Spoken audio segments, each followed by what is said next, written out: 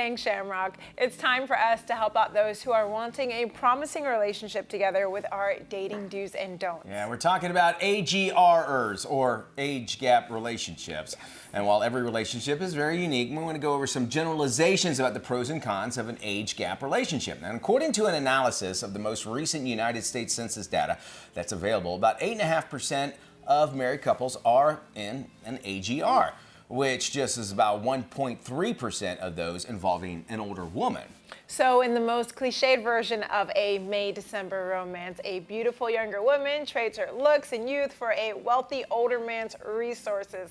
However, there are things to learn before jumping into a relationship, no matter who is older. And you have to remember, according to some research, after 6 to 10 years of marriage, couples in AGRs actually tend to become more dissatisfied than those that are in relationships without any significant age gaps, too. One of the first barriers you may face is the reaction of your family and friends. The trick is to help others understand why you make sense. Some tactics experts recommend are: don't force your partner on your family, but make sure your family knows they can't be excluded from family functions.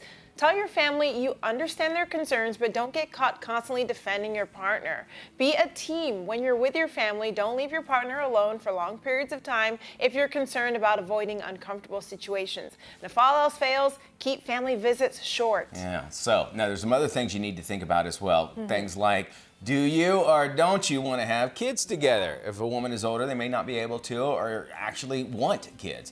A man might not want to start over when they're a little bit older as well. However, that doesn't have to be a deal breaker. It's just wise to address it early on in the relationship. There are some obvious solutions, such as adoption, surrogacy, or even being a foster parent if an older woman can't have children. Absolutely. And if you're the older partner, you may have already had children from a previous relationship. It's important to be respectful of the kids. They didn't ask for a step parent, much less one who is maybe their age. Yeah. Another major challenge could be dealing with health issues an older partner might have. Again, there's ways to work through it. Keeping in mind that changes have to happen in order to operate as a couple. If health issues are minor, just let your partner keep enjoying what they're doing without making them feel guilty if you can. And finally, yes, we have to talk about it. Sexual problems. Oh, yeah. For some people, age can bring on changes in their sex drive and their sexual performance. Experts say always look for a solution. I'm sure medication's also involved in that as well. Good advice. All right, May, December romances, they can work. Just got to be careful.